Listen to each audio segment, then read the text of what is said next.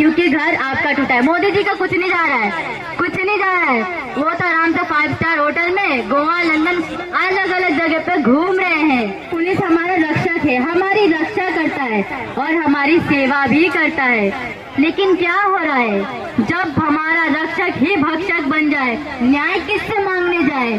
हम उस खोरी गांव में एक छोटा भारत थे जहाँ हिंदू, मुस्लिम, सिख, ईसाई सब मिलकर रहते। अगर मोदी जी किसी एक दलित का अगर पांव धो देते हैं, किसी बच्चे से बात कर ले तो पूरा मीडिया में छा जाते हैं मोदी जी की छवि ये है। अरे इतने दलित मर रहे हैं, इतने आदिवासी मर रहे हैं, उस पर आपको ध्यान ही नहीं। इतने बेटी का भविष्य बर्बाद कर दिया आपने, आपको उस पर ध्यान ही नहीं है। अब आइए वापस, विदेश से आइए वापस। सब जानते हैं क्योंकि आप लोगों के साथ हुआ है, आप लोगों के साथ हुआ है। तो एक बार जोरदार नारा होना चाहिए, जय जय जय जय जय भीम। इनकलाब हम अपनी आवाज उठाएंगे, बिल्कुल उठाएंगे, अपनी आवाज को दबने नहीं देंगे।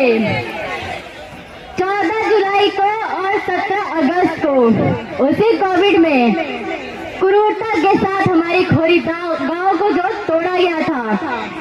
एक बात बताइए, एक बार बुलडोजर आ गया, टूट गया, तो सरकार उस जगह पे दोबारा जाती है तोड़ने के लिए? जाती है नहीं ना, एक बार तोड़ लेते हैं, बाई चांस कई बार 2 बार हो जाता है, उसके बाद कहीं नहीं देखा है। लेकिन क्या हो रहा है हमारे खोरी गांव यानी आपका गांव, क्या हो रहा है इसके साथ? आज हमारे साथ इतने ही टीम साथी के लोग आए हैं, इसका कारण मैं बताती हूँ। आज भी बुलडोजर चल रहा है खोरी में, आज हम यहाँ पे आवाज उठाने आए हैं, तो क्या आप लोग हमारे साथ देंगे? खोरी गांव एक बार जोश के साथ होना चाहिए, क्योंकि हमारा और आपका घर टूटा है, उस सरकार के कानों तक आवाज आनी चाहिए। ऐसे नहीं घर टूटा है ठीक है, जय जय, ठीक है ठीक है, ठीक है, आगे वाला बोलेगा पीछे वाला शांत, ऐसा नहीं है। आवाज उठाना है, उठाने के लिए आए हैं। आवाज दबाने के लिए तो घर में भी बैठ सकते थे कि ठीक है बैठ जाते, हवा खाते यहाँ पे भी, लेकिन नहीं। मेरे भाइयों और मेरे बहनों, अपनी आवाजों को उठाना है। ये कैसे होगा? एकता के साथ होगा, क्योंकि घर आपका टूटा है। मोदी जी का कुछ नहीं जा रहा है, कुछ नहीं जा रहा है। वो तो आराम से 5 स्टार होटल में गोवा, लंदन, अलग अलग जगह पे घूम रहे हैं, उनका कोई मतलब नहीं है। लेकिन हमें ये आवाज उठानी है, तो एक साथ हो जाए, खोरी गांव, खोरी गांव। पीछे वाले आवाज एक बार जोरदार लगाएंगे, खोरी गांव, खोरी गांव। अब बताना चाहेंगे आपको कि देखिए, जब हमारे खोरी गांव वालों के साथ जो बर्बरता के साथ ये हो रहा था बर्ताव, तब वहाँ पे पुलिस प्रशासन थी। बोलते कि पुलिस हमारा रक्षक है, हमारी रक्षा करता है और हमारी सेवा भी करता है। लेकिन क्या हो रहा है, जब हमारा रक्षक ही भक्षक बन जाए, न्याय किससे मांगने जाए, किसके पास जाए? ऑप्शन ही नहीं होता है कि हम जाए कहाँ पे। जो भी कुछ भी होता है तो हम चले जाते हैं कि हाँ हमें न्याय चाहिए, लेकिन हमारे खोरी गांव वालों के साथ इतना बुरा बर्ताव हुआ उस महामारी में। पुलिस वाले जो है घरों में आके उन लोगों के साथ बहुत आते थे, कुर्सी लेते थे, तोड़वाते थे, सामने सब देखते थे और उसके बाद उसी घर को, उसी सामान को तोड़ देते थे। लेकिन आजकल के डेट में अभी भी खोरी गांव का बुलडोजर उस पर भी चल रहा है। आज भी वो मलबे के ढेर में न जाने क्या करने आ रहे हैं। ये एक सवाल है हमारे खोरी गांव की तरफ से, पूरे गांव की तरफ से एक सवाल है कि जब एक बार टूट गया तो बार बार क्या करने आ रही है। और एक बात बताइए, वहाँ पे 10,000 घर तोड़े, लेकिन वहाँ पे 10,000 तो नहीं थी, आबादी तो कितनी सारी थी, 1.5 लाख से ऊपर थी। लेकिन क्या हुआ, हमारे वहाँ पे बोलते पुनर्वास किसी को नहीं मिला है।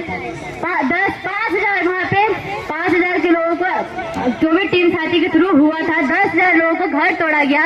1009 की लिस्टिंग हुई थी, लेकिन वो जो डबो कॉलोनी है, कॉलोनी जो दिया गया था, बोल रहे थे कि इसमें हम शिफ्ट करेंगे खोरी गांव के लोगों को। लेकिन उस घर का अगर ढांचा देखा जाए तो वहाँ पे ना शिक्षा का है, घर तो बिल्कुल देखने लायक नहीं। वहाँ पे आज से हम लोग देखने गए थे तो वहाँ पे सुअरों का खुबार था। खोरी गांव को इंसान नहीं है क्या? सुअरों को खुबार में रहने जाएंगे? मोदी जी एक बार आके उस फ्लैट में रह ले, हम वहीं पर अपनी जिंदगी गुजार उतार देंगे। रहने आएंगे वो नहीं आएंगे, वो 5 स्टार होटल के गरीबों के साथ रहने नहीं आएंगे। और बताना चाहेंगे आपको कि वो जो डब्बा कलर का फ्लैट है उसका एक घुसा मारेंगे तो गिर के झड़ जाएगा। वहाँ पे बच्चे हैं, बच्चे लोग को चोट लगेगी, खेलेंगे तो नुकसान किसका होगा? हम लोग का होगा, उनका क्या होगा? बाल बच्चे हमारे हैं, उनके थोड़ी ना है। मोदी जी को बाल बच्चे का क्या पता, आप लोग जानते ही हैं। मैं कहना नहीं चाहती हूँ और बताना चाहूंगी कि देखिए हमें सतर्क करना है, हमें आवाज उठाना है।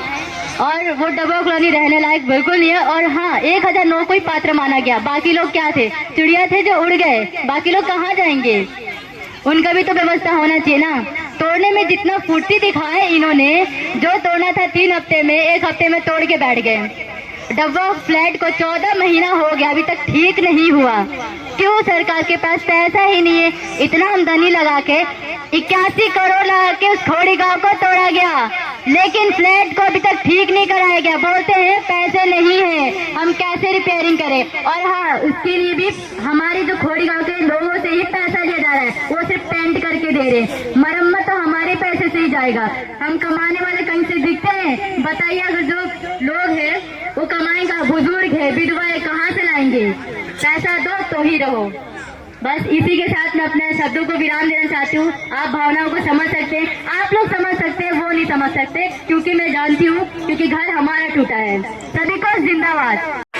मोदी जी के राज में, अरे मोदी जी के राज में, जैसे देखिए खोरी के बात हमारे मुस्कान बहन रख रहे थे, हमारे टीम साथी के बहुत और सदस्य है। अब समय कम है तो सबका परिचय नहीं देना चाहूंगा, लेकिन मैं कहूंगा 7 जून एक ऐसा दिन जो खोरी गांव में माननीय सर्वोच्च न्यायालय के द्वारा, माननीय सर्वोच्च न्यायालय के कलम से उस ऐसा एटम बम जिसका नाम हम देते हैं कलम की बम, कलम की बम, एक ऐसा बम जहां पर 10,000 परिवार, आप समझ सकते हैं 10,000 जहां घर हो, पक्के मकान थे हम लोगों के, हम लोगों ने मकानें खरीदी थी, जमीनें खरीदी थी, और उसमें हमारे साथ किस तरह अत्याचार हुआ, किस तरह हम लोग को पिटीशन प्रशासन के द्वारा अत्याचार किया गया। क्या जब 10,000 घर बस रहे थे, मोदी जी आपकी प्रशासन क्या कर रही थी, आपके वन विभाग क्या कर रहे थे, आप कहाँ सोए थे? अचानक तो 10,000 नए घर बन जाते ना, हैं? अगर जमीन लीगल नहीं थी, अनलीगल थी, कैसे हुई? आपके राज में आपके प्रशासन, MCA, फॉरेस्ट वाले सरकार सो रहे थे क्या? लाखों लोगों को आपने विस्थापित किया और 10,000 लोगों का घर तोड़े, 1,009 लोगों को आपने पुनर्वास का पात्र माना है। हम उस खोरी गांव में एक छोटा भारत थे जहां हिंदू, मुस्लिम, सिख, ईसाई सब मिलकर रहते, वहां हजारों मंदिरें, मस्जिदें, गुरुद्वारे सब थे। आपने सबको ध्वस्त कर दिया।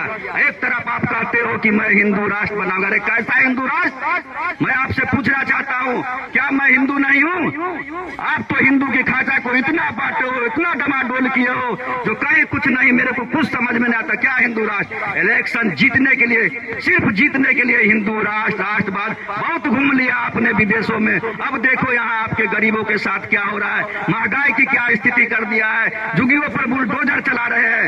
यह चीज बर्दाश्त नहीं होगा और कभी नहीं करेंगे हम लोग।